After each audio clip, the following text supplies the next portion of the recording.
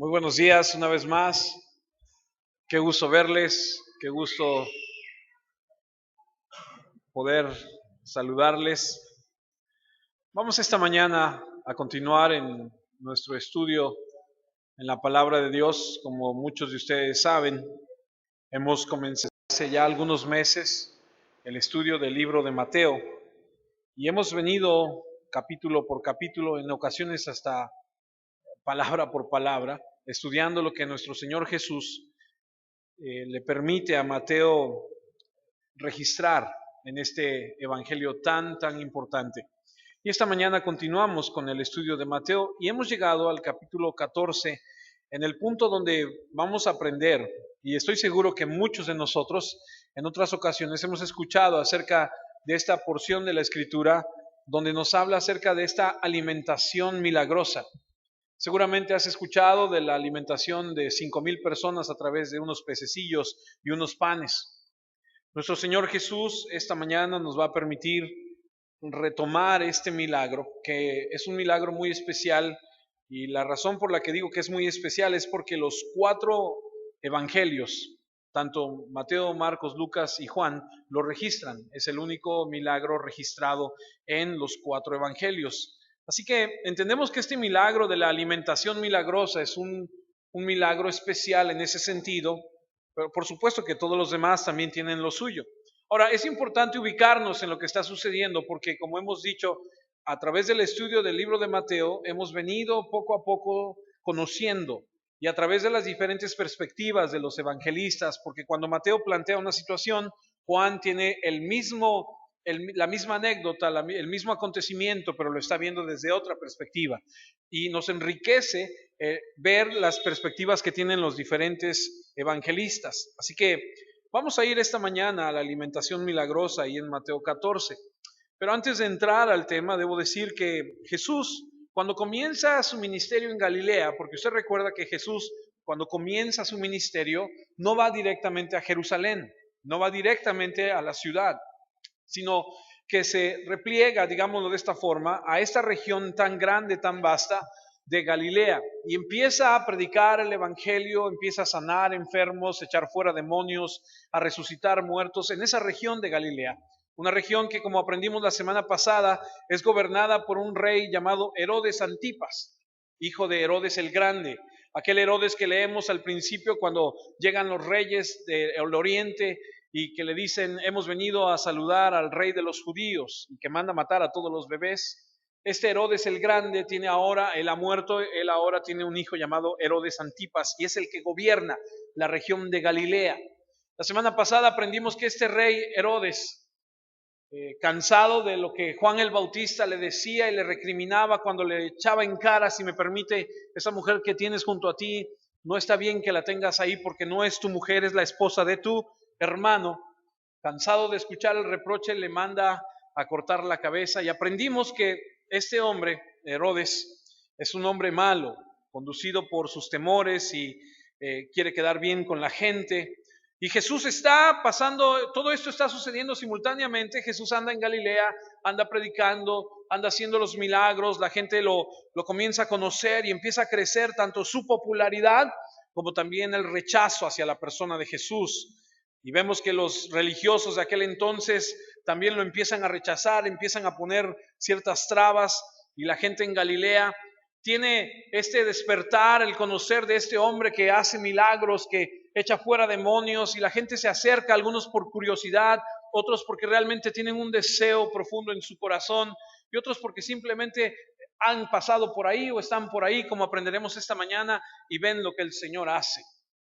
Y en este punto, digamos en este punto de su ministerio, Jesús escucha el reporte de lo que ha sucedido con Juan el Bautista. Y es importante entender que la gente, no solamente los religiosos y los herodianos, que también se han juntado, que es otro grupo de hombres, de personas que están en contra de Jesús para atacarle, para buscar la manera de matarle, están en contra de él, sino ahora también la gente que le sigue, como ve todo lo que Jesús hace, ahora está emocionado. ¿Ha conocido a alguien emocionado? ¿Alguien que se emociona fácilmente?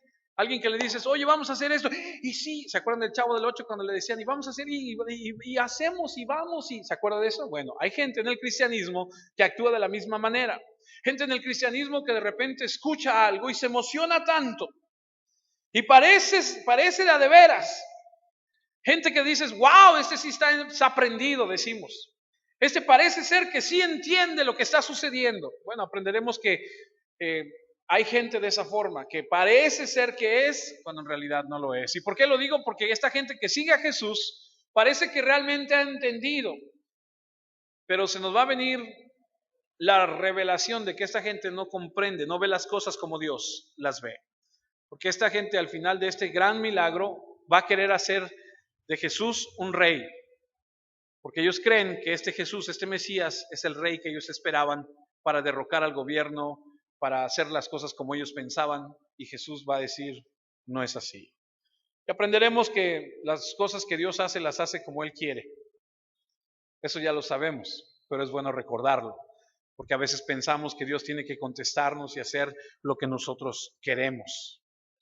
Por eso Jesús, cuando esas personas lo quieren tomar y llevar y hacerlo rey, allá en Juan 18 Jesús dice, no, momento, mi reino no es de este mundo. Así que teniendo toda esa base, vamos entonces nosotros a ir a Mateo 14, versículo 13, que es lo que vamos a aprender esta mañana. Acompáñenme, Mateo 14, del versículo 13 en adelante.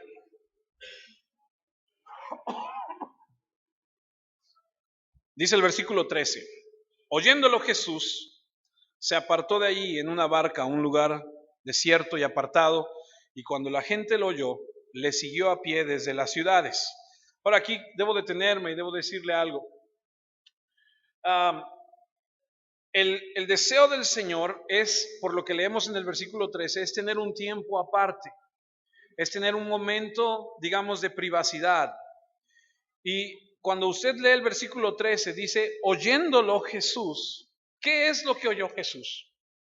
Si usted recuerda la semana pasada, es más, si usted regresa a una página en su Biblia, usted entenderá que el reporte de que Juan el Bautista ha sido decapitado y de que Herodes dice, ¿quién es este Jesús? Le ha llegado el reporte a Herodes y piensa que es Juan el Bautista que ha resucitado, ha llegado a Jesús a través de este reporte. Por eso dice, oyéndolo Jesús, ¿qué? El reporte de que Juan ha muerto, de que Herodes ha decapitado a Juan. Ahora, y que Herodes también quería verle. Entonces, cuando Jesús escucha, Jesús dice que se repliega y se va a un lugar apartado. Ahora ha habido gente que ha dicho, se me hace que Jesús tuvo miedo de Herodes y se apartó por temor a Herodes. Pero déjeme decirle algo, usted y yo entendemos que Jesús no le tiene miedo a nadie. Y que el hecho de que Jesús se haya ido a otro lugar es porque no está en los planes ir con Herodes, ir a confrontarlo. Espero que quede y que entendamos, porque mucha gente dice, no, ¿por qué no fue? Hubiera ido a reclamarle. Porque Jesús no es como nosotros. Algunos de nosotros nos hacen algo y queremos ir inmediatamente a reclamar y por qué, y yo soy un hijo de Dios y ahorita vas a ver y no sabes con quién te metes, ¿cierto? Pero Jesús no es así. Jesús tiene en sus planes algo diferente, algo distinto. Y entonces cuando él escucha que Juan ha muerto, él dice que se repliega y se va a un lugar apartado. Ahora, este Herodes también tiene el deseo de conocer a Jesús, lo vimos la semana pasada, y no lo va a conocer hasta que Poncio Pilato le dice, oye, aquí hay uno de allá de Galilea, mira, y entonces tiene un encuentro con Jesús, y Jesús, leímos la semana pasada, que no dice una sola palabra a Herodes, y que entonces Herodes se mofa de él, y lo golpean, y lo visten, y muchas otras cosas que vimos. Pero imagínate si Herodes había sido intimidado por Juan el Bautista y lo mandó a matar, ¿qué lo detendría para matar a Jesús, sabiendo que este es el verdadero rey de quien Juan el Bautista predicaba? Y este es el verdadero rey a quien su padre, Herodes el Grande, quiso matar cuando vinieron los magos. Entonces nuestro Señor se retira en forma privada en una embarcación, en un barco por el mar de Galilea, a un lugar apartado. Y como les dije, creo que es importante entender que Jesús tiene sus planes y que debemos estudiar la Escritura de acuerdo a lo que dice la Escritura, no a lo que nosotros queremos o no a cómo nosotros queremos moldear la Escritura, porque la gente después va a querer hacer a este Mesías el rey, porque tiene en su mente el que traerá libertad, independencia, restaurará el reino de Israel. Me acuerdo hace muchos años, bueno, no muchos, hace unos años atrás, cuando había un problema que sigue habiendo con los maestros, ¿verdad? Cuando inició todo el rollo este de los maestros que protestaban y todo, me acuerdo que mucha gente me preguntaba y me decía, oye, ¿y qué va a pasar? ¿Y debo ir o no debo ir? ¿Debo hacer o no debo hacer? Estoy orando porque el Señor haga algo. Yo le voy a decir algo y como se los dije en aquel momento, se los digo a usted. Creo que el Señor Jesús no está interesado en venir a resolver los problemas de este mundo. El Señor Jesús está interesado en que usted le conozca, le ame, le honre y le obedezca. Eso no quiere decir que no nos ayuda en estas situaciones que tenemos. Eso no quiere decir que Él no nos da su gracia y su favor para soportar ciertas cosas que pasamos. Pero la gente tiene en mente y en su corazón que ahora que ven a este hombre, que es el Mesías, ellos dicen, este es el que estamos esperando y lo quieren hacer rey, pero con otras intenciones. Y así ya vemos muchos que queremos tomar al Jesús de la Biblia y hacerlo nuestro rey, pero con otras intenciones. Y entonces el Señor se va a apartar, se lleva a sus discípulos, busca privacidad. Las razones de la privacidad nosotros no podemos saberlas porque no están especificadas en la Escritura. Creo que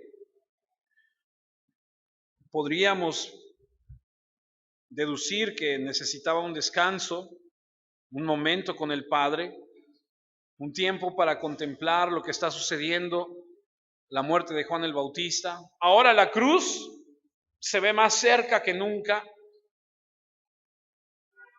Lucas y Marcos escriben de este mismo incidente y veremos algunos pasajes más adelante. Están regresando algunos de los discípulos a dar reportes porque Jesús, recuerden que los ha enviado a predicar y ellos vienen con un reporte acerca de lo que han enseñado del reino, de las enfermedades que han sanado, de las cosas que han visto.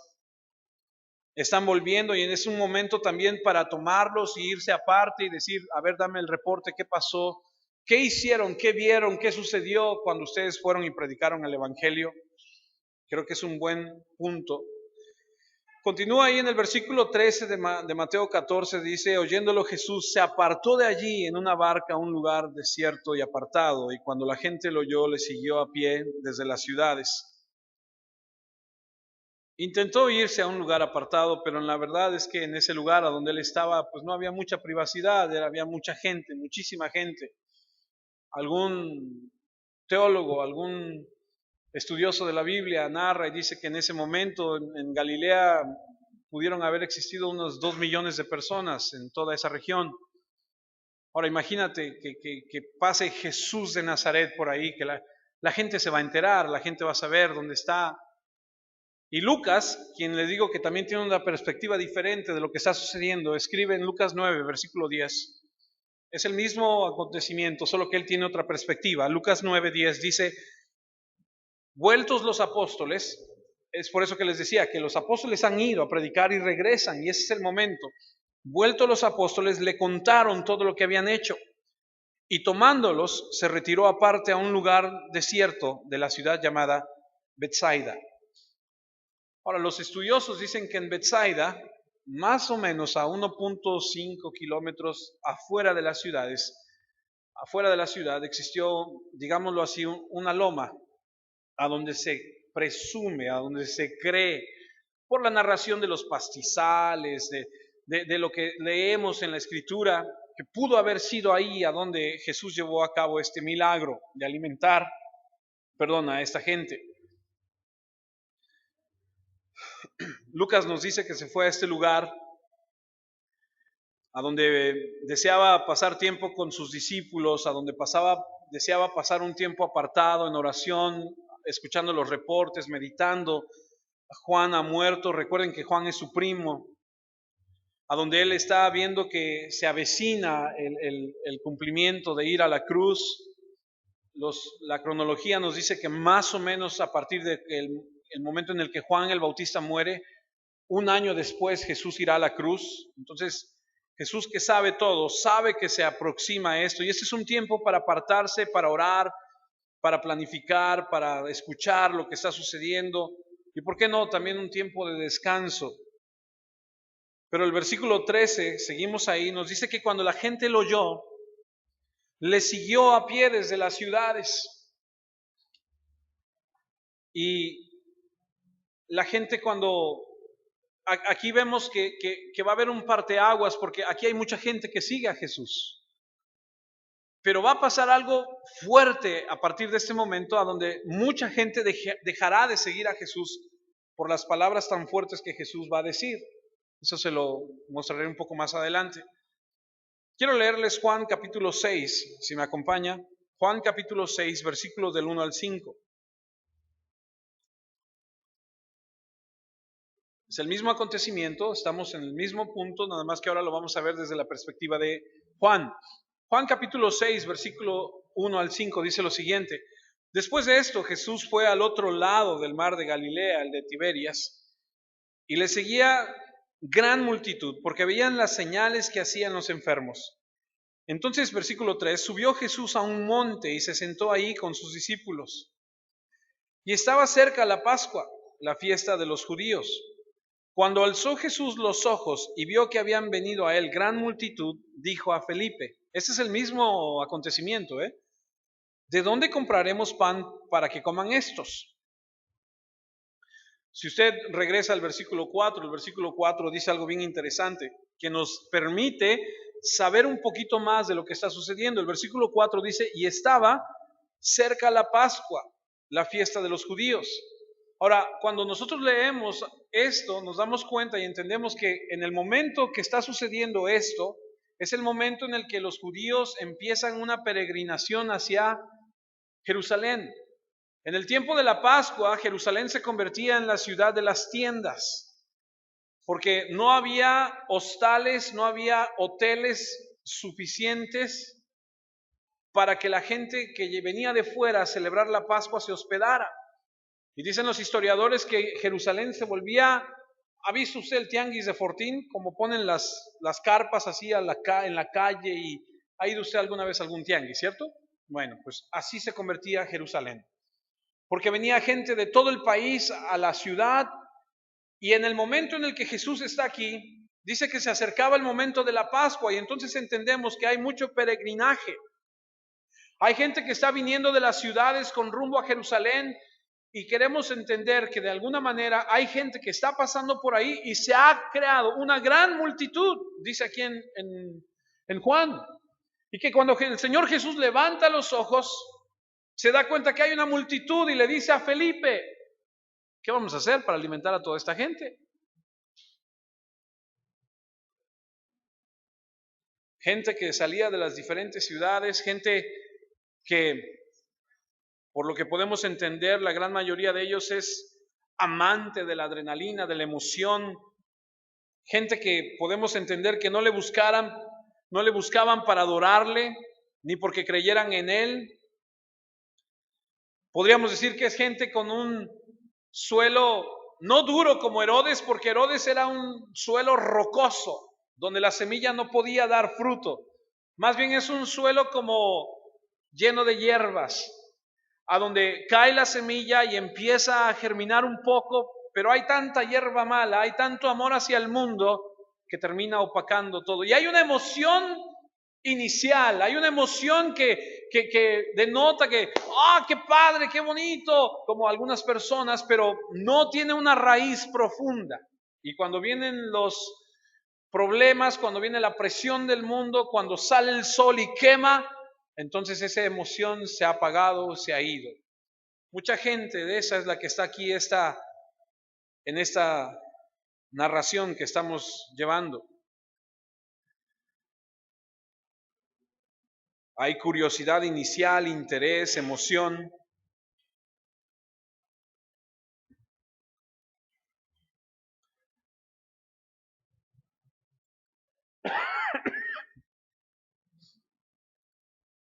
Y aquí está el Señor Jesús.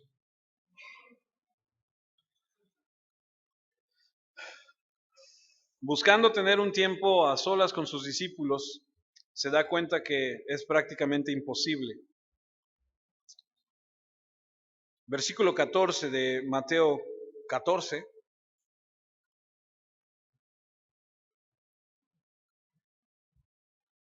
Y saliendo Jesús, vio una gran multitud y tuvo compasión de ellos y sanó a los que estaban enfermos.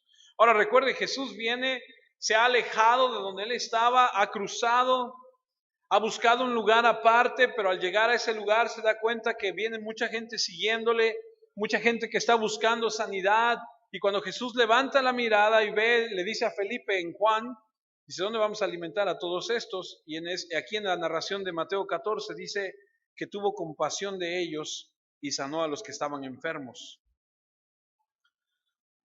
Si usted lee más adelante, va usted a leer que en el versículo 21 se contabilizaron 5,000 hombres nada más. Una multitud. Hay quien dice y se atreva a decir que si había 5,000 hombres, es muy probable que hubiese 5,000 mujeres. Y si nos vamos entonces a estudiar lo que le dice la cultura judía acerca de los hijos, entonces tenemos que hacer matemáticas, porque para el judío en aquel entonces los hijos eran una bendición. Y entre más tuvieran, mayor bendición tenían.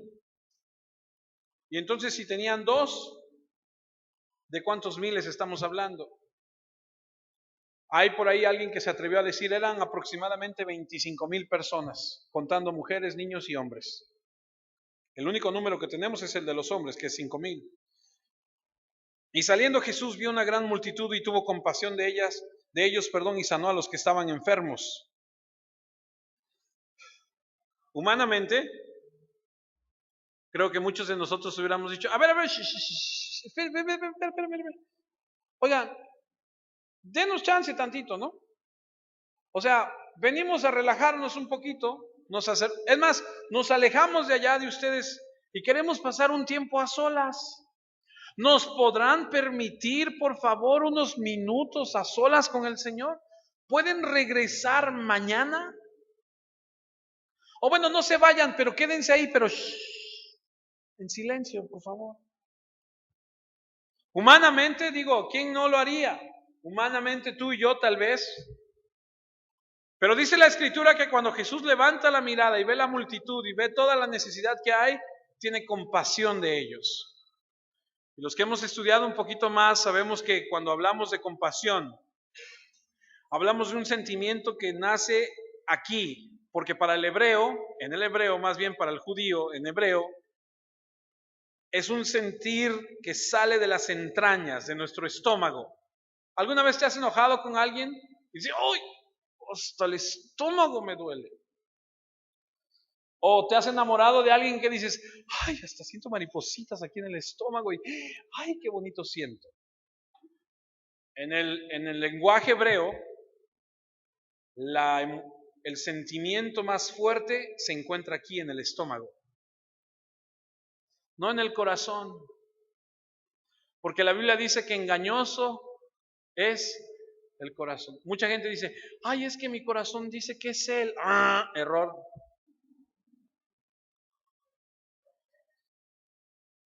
No es el corazón. Y esta palabra de tuvo compasión de ellos no era un análisis, él no simplemente analizó, él sintió aquí como cuando Jesús dijo en aquella ocasión, te acordarás que le habla a la ciudad, dice, oh Jerusalén, ¿cuántas veces quise juntarte? Como la gallina junta sus polluelos. O como cuando Jesús llega a la tumba de su amigo que ha muerto, Lázaro, y derrama lágrimas. ¿Por qué? Porque lo sentía realmente. Y me llama mucho la atención que Jesús no se para y dice, no, la gran mayoría de ellos no cree. No. O sea que no es una cuestión de si cree o no creen.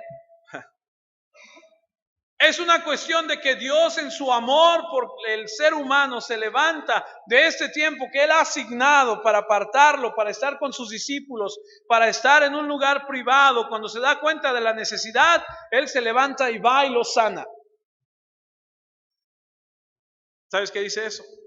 Que Dios puede detener todo para venir en auxilio de sus hijos. ¿Cuántos dicen amén?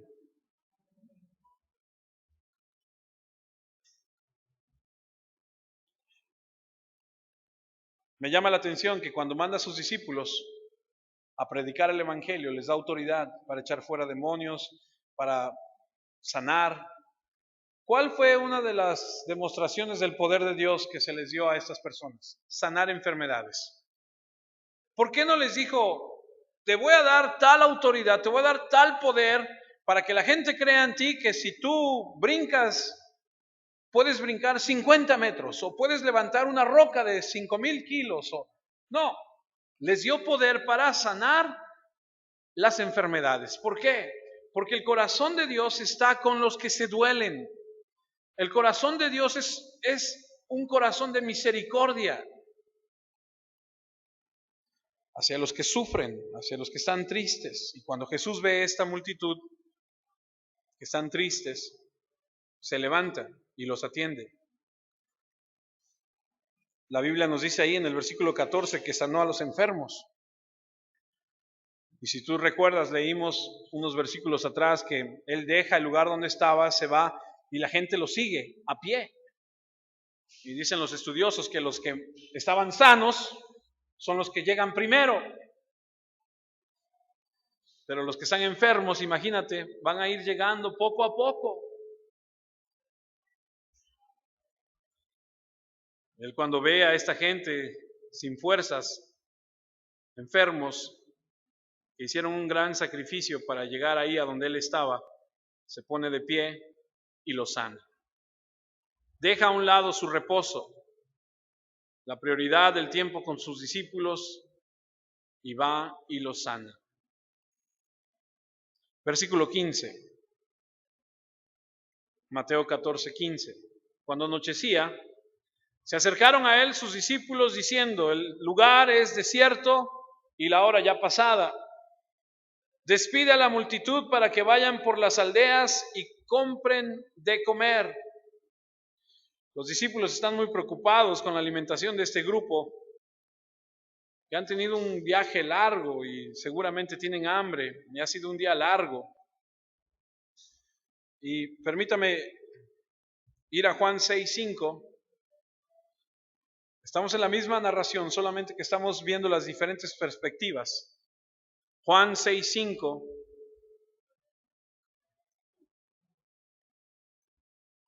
Lo leímos hace un momento. Dice cuando alzó los ojos Jesús y vio que había venido a él una gran multitud, dijo a Felipe, ¿de dónde compraremos pan para que coman estos? Y le deja a Felipe en su mente este problema. Felipe, ¿dónde vamos a conseguir comida para estos? Y se va y empieza a sanarlos. Ese es un problema real. Ahora, tú podrás leer esta misma anécdota en Marcos y en Lucas y sabrás que Jesús no solamente les sanaba, sino les enseñaba acerca del reino de Dios. ¿Y qué quiere decir esto? Que se pasó el día sanando a la gente y enseñando a la gente. Mientras Felipe tiene en su mente, el Señor me dijo qué vamos a hacer. Mientras Felipe está pensando, ahora hay gente que ha dicho, ¿y por qué le dijo a Felipe? Bueno, tú y yo tenemos que saber que Felipe es de esa región. Es de esa región de donde Jesús está en este momento. ¿Y qué más lógica que preguntarle a alguien que es de por ahí? A lo mejor él sabe dónde podemos conseguir algo de comer. A lo mejor él conoce a alguna señora que eche tortillas, ¿no? ¿De dónde podemos ir a comprar algo para comer?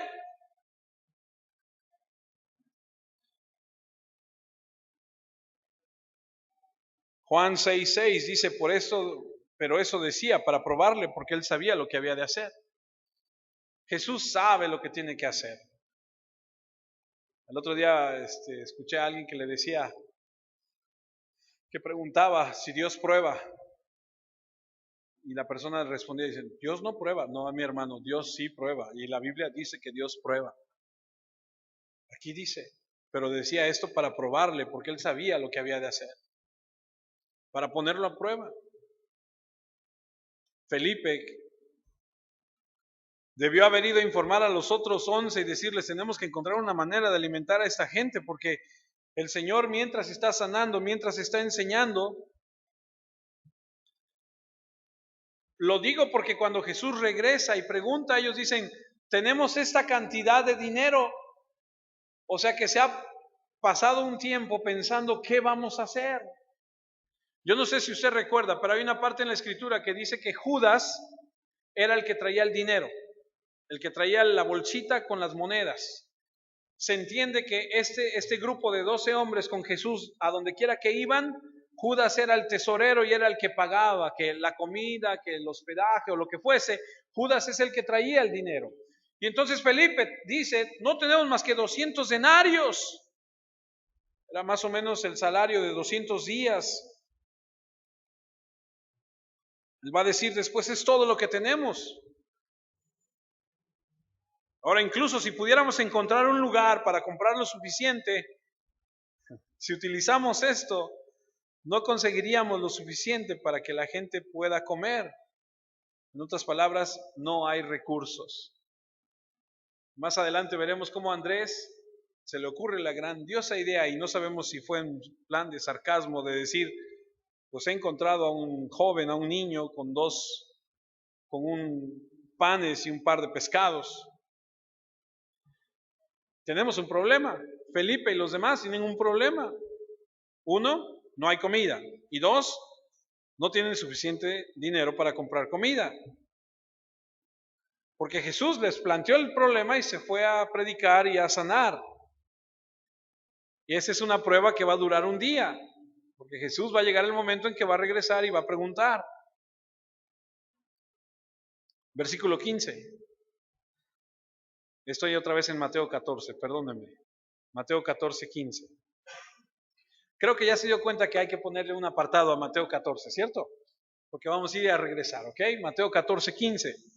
Cuando anochecía, se acercaron a él sus discípulos diciendo, el lugar es desierto y la hora ya pasada. Despide a la multitud para que vayan por las aldeas y compren de comer. Ahora, debo decirle que para los judíos el día se dividía en 4 partes. Bueno, es decir, para los judíos el horario no es como el nuestro. El sol, cuando el sol se metía, empezaba la noche. Y cuando ellos dicen ya anochecía, están hablando de la primera vigilia, que es más o menos entre 3 y 6 de la tarde. Ya de 6 de la tarde en adelante ya es de noche, como lo veremos más adelante. Entonces queremos entender que era más o menos la hora de entre 3 y 6 de la tarde, cuando dicen ya anochecía, ya era la primera, ya está, el día ya está yendo hacia su terminación, que para nosotros sería mediodía, pero para ellos es diferente, lo medían de diferente manera. ¿Y cuál fue la solución de ellos? Chao, se acabó, nos vemos mañana, que les vaya muy bien, Dios los bendiga, cuídense mucho. Fue deshacerse de ellos. La solución fue, no tenemos que darles de comer, no hay donde comprar, pues ¿qué vamos a hacer? Pues que se vayan. Y como decía la abuela, cada quien que se rasque con sus propias uñas. Allá ellos que vean dónde comen. ¿No se te hace extraño que estos 12 hombres que han visto a Jesús sanar enfermos, sanar leprosos, resucitar muertos, hacer del agua vino, milagro tras milagro tras milagro, ni uno solo de ellos haya podido venir con la Señor, pues solamente di comida y ahí está la comida? Nadie dijo nada.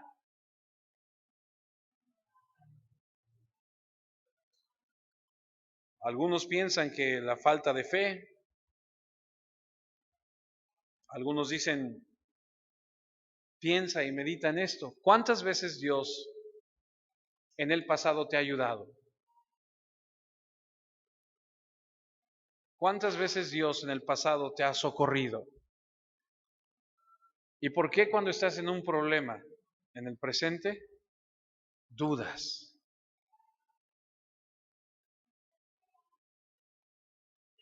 ¿Acaso Dios deja de ser bueno? No, mi hermano. ¿Cuántas veces en el pasado Dios ha cumplido con nuestras necesidades y aún así luchamos con la duda? Versículo 16 de Mateo 14. Jesús les dijo, no tienen necesidad de irse, dadles vosotros de comer. La solución no es que la gente se vaya, les vamos a dar de comer. Y les dice, dadle vosotros. Pero no hay ningún recurso. Versículo 17. Y ellos dijeron, no tenemos aquí sino 5 panes y 2 peces. Estaban desconcentrados. Y es que lo que Jesús quiere, el Señor quiere que tú y yo nos demos cuenta que nosotros en nuestras fuerzas no podemos hacer mucho. Pero algo me queda muy claro. Cuando tú y yo llevamos al Señor lo poco que tenemos, Él hace milagros. Nosotros no tenemos lo suficiente y no podemos conseguirlo. Lo que tenemos no es suficiente. Y lo que podemos conseguir con lo que tenemos no será suficiente tampoco. Una gran lección espiritual para todos los que servimos al Señor. Versículo 18, el Señor dijo, traédmelos acá.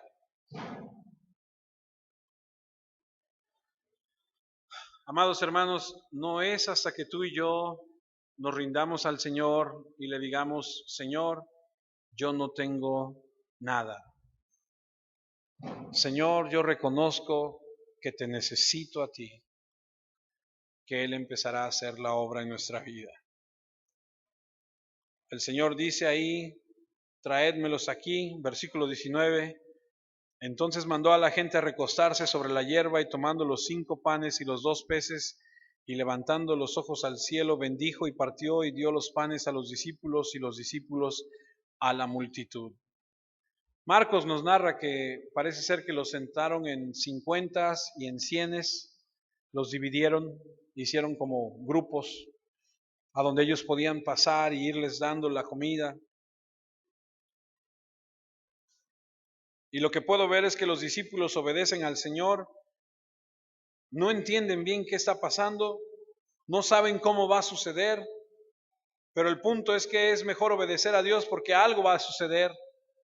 Ninguno de ellos dijo, a ver, ¿por qué los vamos a sentar en 50 y en 100 si no hay nada? No, ellos simplemente fueron, obedecieron y empezó a fluir. Juan 6:11 dice que es el mismo acontecimiento y tomó Jesús aquellos panes y habiendo dado gracias, los repartió entre los discípulos y los discípulos entre los que estaban recostados, asimismo de los peces, cuánto querían. Y esta parte de dio gracias, podemos llegar a la conclusión que si en Mateo dice bendijo a Dios y aquí en Juan 6 dio gracias, podemos llegar a la conclusión que dar gracias a Dios y bendecir a Dios es lo mismo. Se los dio a los discípulos y ellos a los demás y dice que cuánto querían, no cesaba. Me regreso a Mateo 14:20 y dice, y comieron todos y se saciaron y recogieron lo que sobró de los pedazos, 12 cestas llenas. Y toda mi vida escuché que las 12 cestas eran para el niño que había dado sus panecillos y sus peces. Toda la vida lo escuché. Y me pongo a estudiar y me pongo a analizar y digo, bueno, ¿cuántos discípulos había? ¿Cuántas cestas se llenaron? Y entonces pienso que las 12 cestas era una para cada uno de ellos. Ahora, no estamos hablando de cestas así, no hombre, unas cestas así enormes.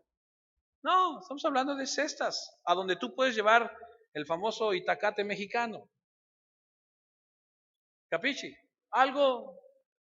Sobraron las cestas para que los trabajadores, para que los que repartieron también tuviesen para comer. Oh, yo me puedo imaginar a Juan y a Pedro repartiéndole y decir, ¿qué? ¿Te sobra? No. ¿Y nosotros qué? ¿No? Yo lo pensaría. Apártate uno ahí para nosotros, para el rato, ¿qué tal si no alcanza? Pero ¿cuántos saben que Dios tiene cuidado de los suyos? Bendito sea su nombre. Porque hasta el día de hoy, amados, nadie se ha quedado sin comer. Gloria sea su nombre. No tenemos lo que queremos, pero tenemos más de lo que necesitamos. Y dijera la abuela, chueco, derecho, frijoles, ahí hay. Y comieron todos. Y hasta lo que quería. Dije, ¿quieres más? Sí, ahí hay más. Y no cesaba, y no cesaba. La alimentación era exactamente igual a la demanda. Y después de que todo el mundo estaba lleno, sobró 12 cestas. Se llenaron. Yo creo, es mi punto muy humilde, que las 12 cestas eran para los 12 discípulos. La forma en la que Dios hace las cosas. Perfecto, no se desperdició nada, todo exacto. Versículo 21, la reacción. Y los que comieron fueron como 5,000 hombres, sin contar mujeres y niños. Usted después en casa puede seguir leyendo el capítulo 6 de Juan. Ahí se va a dar cuenta de lo que sucede después, de la reacción, porque la gente va a tener una reacción y usted lo puede leer después. Pero imagínate, la gente ve a este hombre curar enfermedades, suplir comida, tiene autoridad, habla como ningún otro. Dices, hombre, ¿para qué le buscamos más? Este es nuestro gallo, este es nuestro candidato. Él que sea el encargado, él que sea el nuevo rey de aquí. Y es lo que después ellos van a querer hacer con él. Pero esa no era la intención. Versículos 22 y 23. Mateo 14, 22 y 23. Enseguida Jesús hizo a sus discípulos entrar en la barca e ir delante de él a la otra ribera, entre tanto que él despedía a la multitud. Despedida la multitud, subió al monte a orar aparte, y cuando llegó la noche, estaba ahí solo. Y es el punto donde le digo que llega la noche. Este punto, si Dios nos permite y nos da vida, creo, si no me equivoco, es cuando Jesús sube a orar y los discípulos se van y se desata la tormenta. Y Él va a caminar sobre el agua y va a llegar con ellos. Pero eso será la próxima semana, si Dios permite. Mientras, todavía hay algunas lecciones que tú y yo podemos aprender de este pasaje. Y creo que hay cosas aquí muy interesantes que tú y yo podemos aprender. Número 1, nos encontramos con 3 grupos de personas. Los discípulos, los verdaderos escogidos que están ahí porque realmente aman al Señor, y los que están ahí que nada más están emocionados. Y creo que podemos aprender de esta lectura que siempre hay un momento a donde tú y yo como cristianos debemos retirarnos ante el peligro innecesario. Es decir, cuando hay un peligro, tú y yo tenemos el deber de hacernos hacia atrás y ser sensibles y retirarnos de un peligro innecesario. No tenemos por qué exponernos innecesariamente a un mundo lleno de maldad, sin Dios, sin piedad. Si bien es cierto que Dios nos cuida, debemos ser prudentes y sabios, porque Jesús se retiró para no confrontar a Herodes y nunca enfrentó a nadie que no fuese la voluntad de Dios, porque siempre buscaba honrar al Padre en todo lo que hacía y decía. Hay tantas cosas que se dicen y que la gente cree. Estaba preparando una clase para la preparatoria y tenía yo que preparar temas para debates. Y uno de los de los temas decía, un buen tema para discutir sería, ¿quién es más fuerte, Dios o el diablo? Por Dios. O sea, eso no se discute. O sea, Jesús guiña el ojo y adiós Herodes. O sea, Él es el Todopoderoso. No hay discusión de eso. Entonces, ¿por qué se retiró? Porque Él tenía que ser prudente. Él sabía lo que estaba haciendo. Yo conozco tantos cristianos que, no, nosotros somos hijos del rey, vamos a ir. Sé prudente, sé sabio.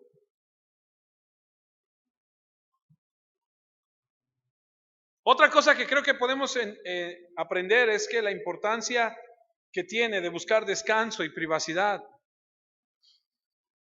para la restauración de fuerzas, para seguir adelante con la tarea. Imagínate si el Señor necesitó eso, si Él lo procuraba, lo buscaba, un lugar de soledad, de tranquilidad, de consuelo. Debemos ser prudentes y sabios para descansar y buscar a Dios en privado. Otra cosa es, Él demostró lo importante que era pasar tiempo con la gente que Él amaba,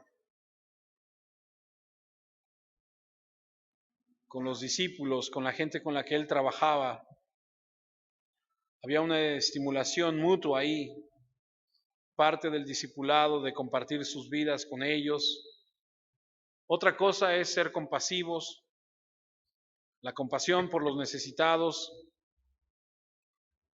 Cuando vio que la gente llegó, les mostró su compasión. Dijo, ok, yo he planeado venir a estar un tiempo aquí con los discípulos a solas, pero hay una necesidad. Dejó eso y fue y atendió las necesidades no solamente físicas, sino espirituales de esta gente que llegaron a buscarle.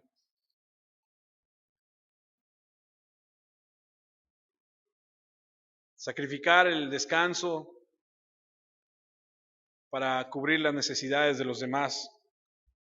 Una gran lección. No sé si te ha pasado alguna vez que ya estás a punto de acostarte o ya estás incluso en pijama, ya estás por dormirte y te hablan y tienes que salir a hacer algo. Dices, uy. Y a veces no vamos con mucho amor.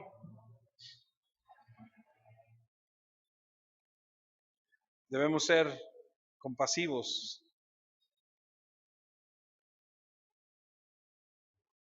Otra cosa importante es que Él no solamente atendió las necesidades físicas de estas personas cuando les sanó, sino les enseñaba. Ahora escuche, no hay evangelio social. ¿A qué me refiero con esto? Que no es solamente suficiente ir y dar una despensa y decir, ay, que Dios lo bendiga. Tenemos que predicar la palabra. Tenemos que predicar el evangelio. El Señor les sanaba y mientras lo hacía les enseñaba las cosas del Señor. Otra cosa que podemos aprender es que los discípulos aprendieron a obedecer incluso si no entendían lo que estaba pasando. Fueron y acomodaron a la gente antes de que hubiera la comida. Y lo hicieron y se aseguraron de estar obedeciendo al Señor. No entendían, pero más adelante se dieron cuenta. Otra cosa que aprendemos de aquí es que Dios es un Dios de orden. ¿Te imaginas? Hace 15 años estábamos en Huatusco, en un evento con niños. Había 600, 700 niños, como 300 niñas de un lado y 300 niños de otro lado. Y me acuerdo que le dije a una persona que estaba ahí conmigo haciendo lo que estábamos haciendo ahí con los niños, le dije, no se te vaya a ocurrir decirle a los niños, ¿quieres un juguete o un dulce? No, pero parece que le dije, hazlo. Y yo estaba bien metido haciendo lo que estaba haciendo y de repente el amigo le dice a una niña, después me dice, es que estaba bien bonita y me daba tanta ternura la nena que se me hizo fácil decirle, ¿quieres? Sí, nada más que no vio los otros 299 que estaban detrás de ella que dijeron, yo también lo quiero. Imagínate el caos. Imagínate el caos que Jesús hubiera dicho, ya está aquí la comida, vengan.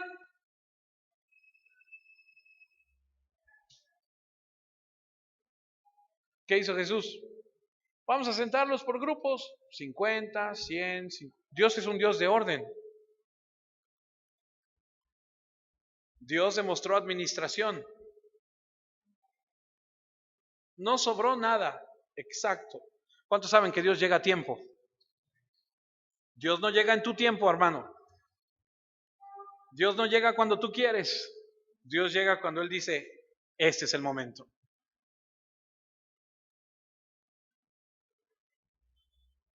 También les enseñó que Dios es generoso. Le dio de comer a todos. Y hasta que estuvieran, ¿quieres más? Hay más. ¿Usted quiere otro? Pásame otra torta para la señora que allá que tiene hambre. Hasta que estuvieron saciados. Aquí no andamos con hambres, ¿eh? Aquí el Señor le dio a todos.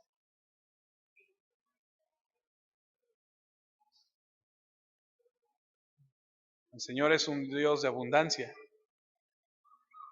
Otra cosa que aprendemos es que debemos dar.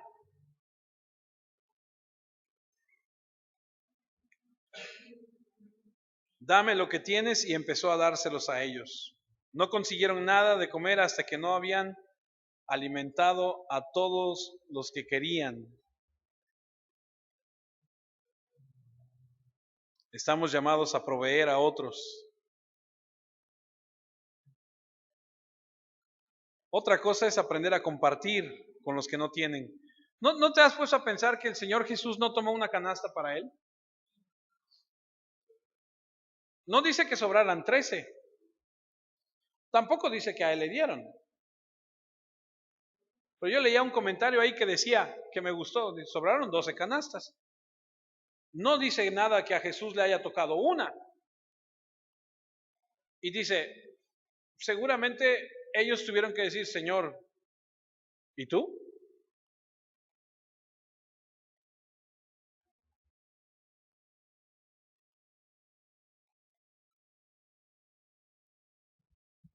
Creo que el Señor no tomó una cesta para Él porque Él quería que ellos aprendieran a compartir con Él. Una gran lección.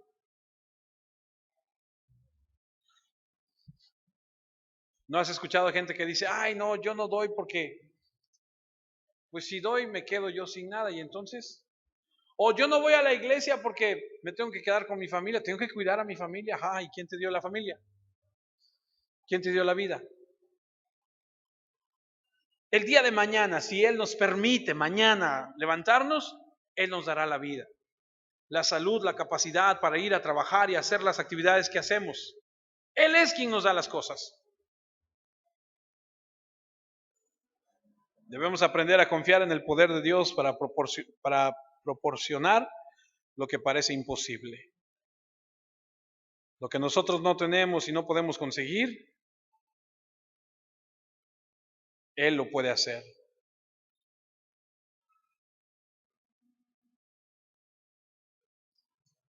Nunca, nunca menosprecies lo poco que puedas llegar a tener. Porque el Señor, utilizó el llanto de un bebé para mover el corazón de la hija del faraón cuando Moisés viajaba por el río Nilo. Enterneció el corazón de esa mujer y dijo, a ver, saquen a ese bebé y tráiganmelo para acá.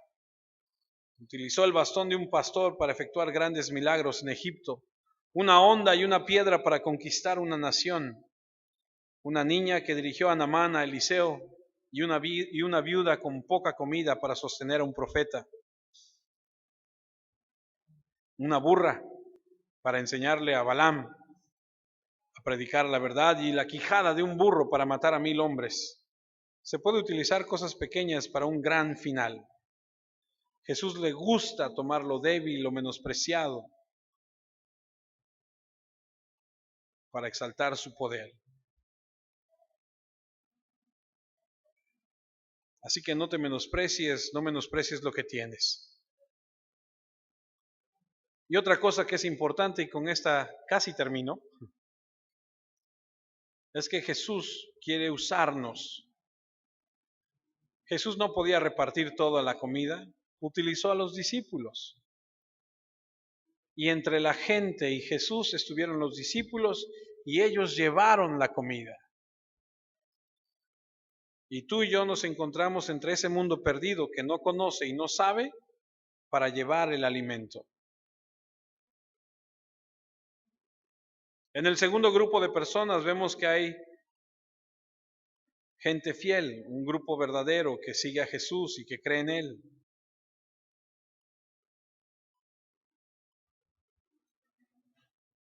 Pero como les dije, si usted lee en su casa, después allá en Juan 6, usted se dará cuenta que hay algunos que dejan de seguir a Jesús por lo que Jesús les dice. No todos, pero algunos, muchos dice. Leo Juan 6:25.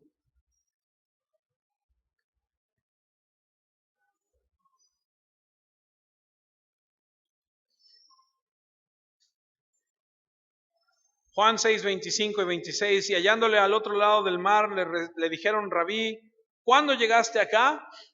Respondió Jesús y les dijo, de cierto os digo que me buscáis, no porque habéis visto las señales, sino porque comisteis el pan y os saciasteis. Gente que realmente sigue al Señor porque le ama con todo su corazón, y gente que realmente no entiende lo que Dios quiere para sus vidas. Y en una emoción, en un momento, siguen al Señor para recibir un beneficio, pero no con un corazón genuino. Si usted lee después, ahí más adelante en Juan, el Señor les va a decir, si no comes mi carne y bebes mi sangre, no tienes parte conmigo. La gente se espantó y dijo, esto no puede ser. Y dice que a partir de ese momento mucha gente dejó de seguirle. Lo que estaba diciendo es que a menos que tomes todo lo que soy y todo lo que digo y todo lo que hago, no estarás realmente conmigo. Y es cuando le pregunta a sus discípulos, ¿y ustedes también se van a ir? Y esas famosas palabras de Pedro que dice, ¿a quién iremos si solamente tú tienes palabra de vida eterna?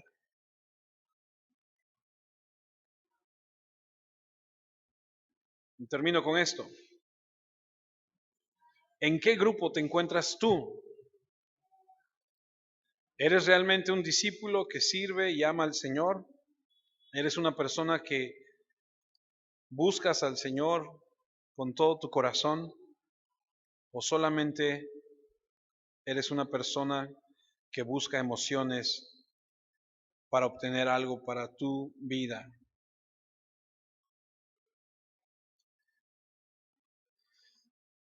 Medítalo, piénsalo. Un buscador de emociones, un verdadero discípulo, un verdadero buscador del Señor. Inclina tu rostro y oremos.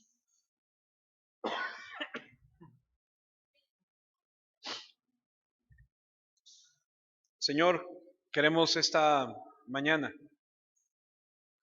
ya casi tarde, Señor, darte gracias por permitirnos estar en tu palabra. Al darnos cuenta, Padre, que nos enseñas que en ese grupo de personas hay gente que solamente busca satisfacer sus necesidades, nos preguntamos, ¿será que solamente buscamos, Señor, obtener recursos para nosotros sin el afán de honrarte y exaltarte como es debido? ¿Será que mi vida gira alrededor de una religión y no una relación contigo real? ¿Será que he vivido engañado pensando que estoy bien cuando no lo estoy? Te pido, Señor, que me ayudes, que me enseñes, que me reveles, que me permitas meditar en tu palabra.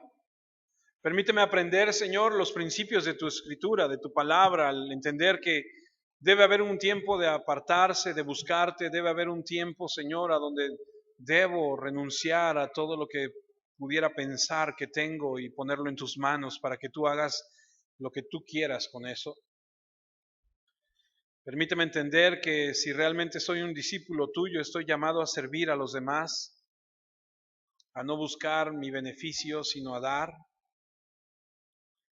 a entregarte a ti de lo que tú me has dado, Señor. Tantas lecciones que hay, Señor, por aprender, tantas cosas que hay que meditar. Te ruego, Padre, que reveles a nuestro corazón lo que tú tienes para nosotros.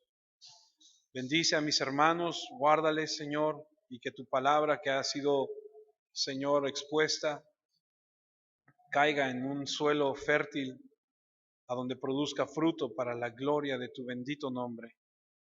Gracias porque eres justo y fiel y bondadoso, por tu gran amor.